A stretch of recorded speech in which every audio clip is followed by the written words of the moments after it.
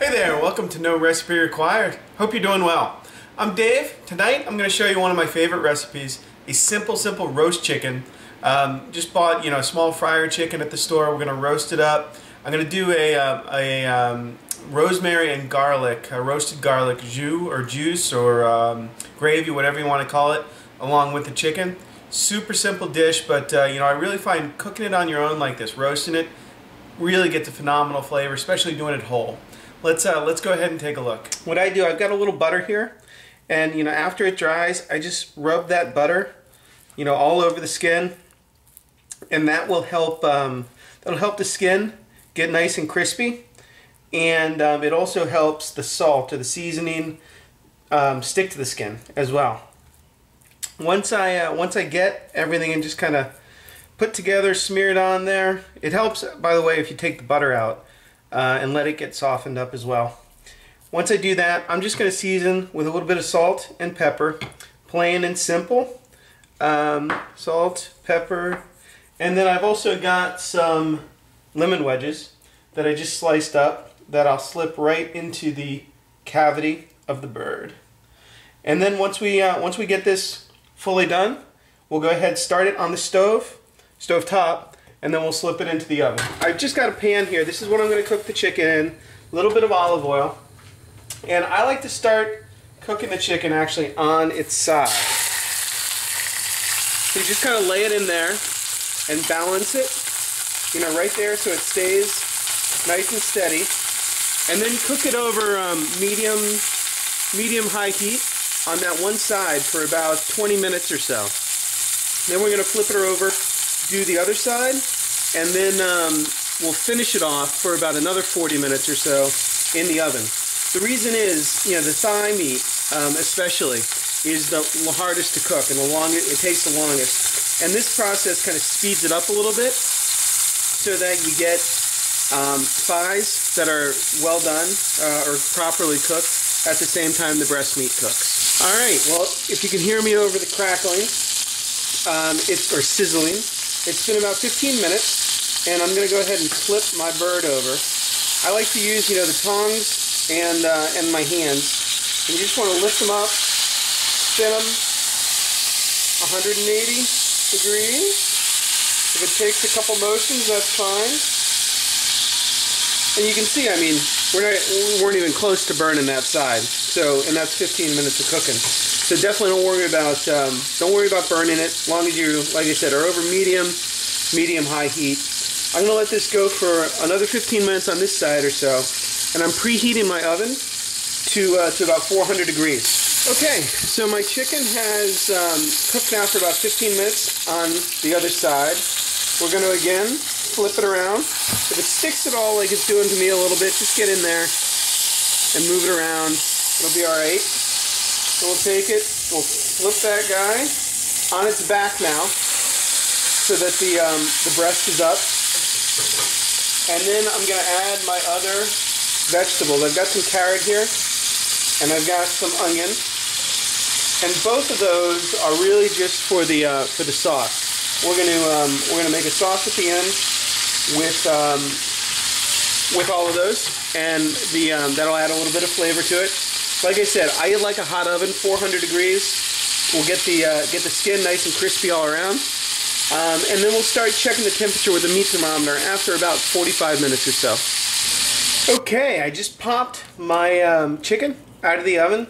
I've got a meat thermometer. It's one of the few things I use the thermometer for. Chicken, underdone chicken really is no good. I like to take the thickest part of the breast up to about 160 degrees. Then I take it out. And generally I find everything cooks appropriately there.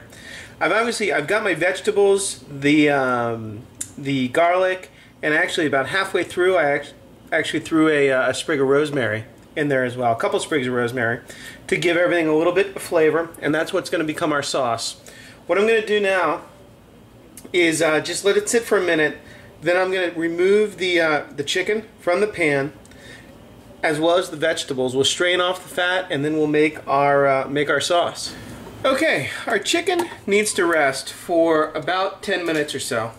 And while it's doing that, I'm going to remove the onion and the carrot from from my pan here, and I'm going to collect all those little garlic cloves that we put in there before and set those aside, and they're going to make part of our sauce.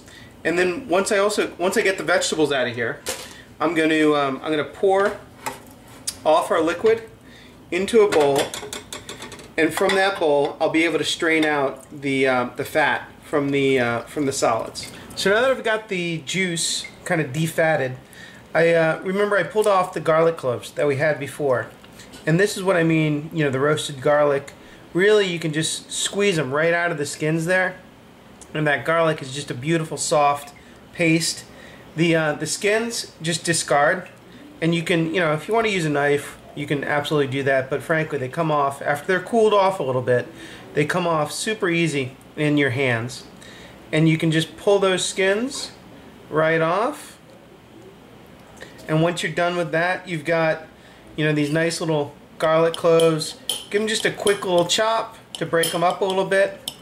And now that we've got our sauce, or our juice cleared off of fat, and we've got our roasted garlic pulled out, we can go ahead and make our rosemary and roasted garlic sauce. I put my pan that I roasted the chicken back on the flame, and we've got those little bits in there.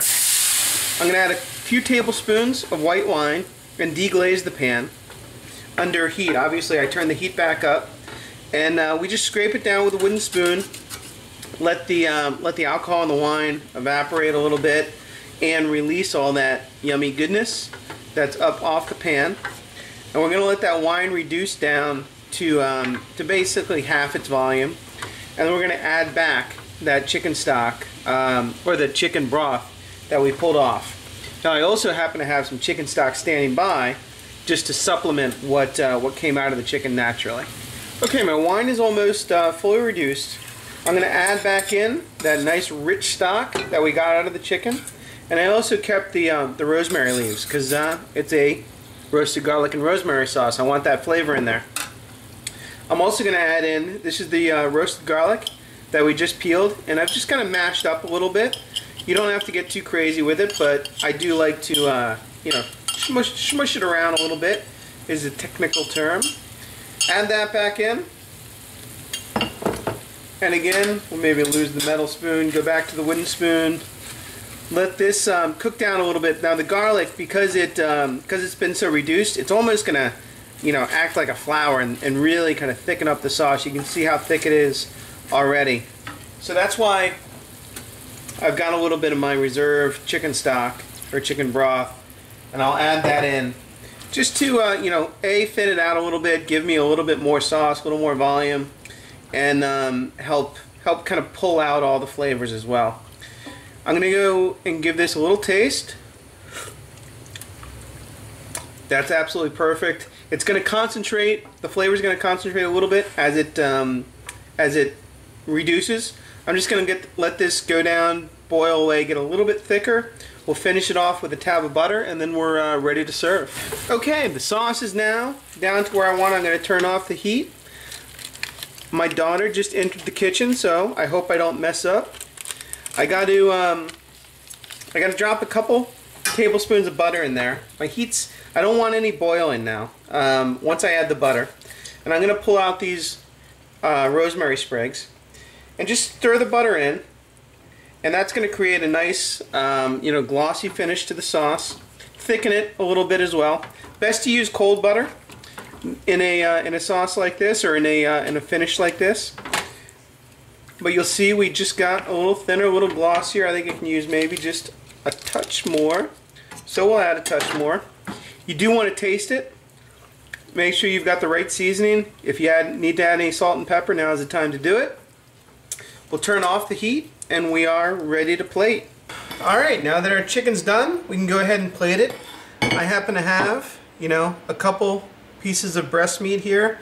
I like to mix up my my chicken parts when I serve them up, so maybe we'll go a couple pieces of breast meat along with the chicken leg, and then we'll drizzle some of our rosemary sauce right over the top.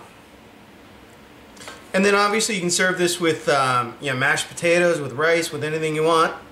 and it's absolutely delicious. I've got some potatoes au gratin coming up with it. I'll see you next time on No Recipe Required.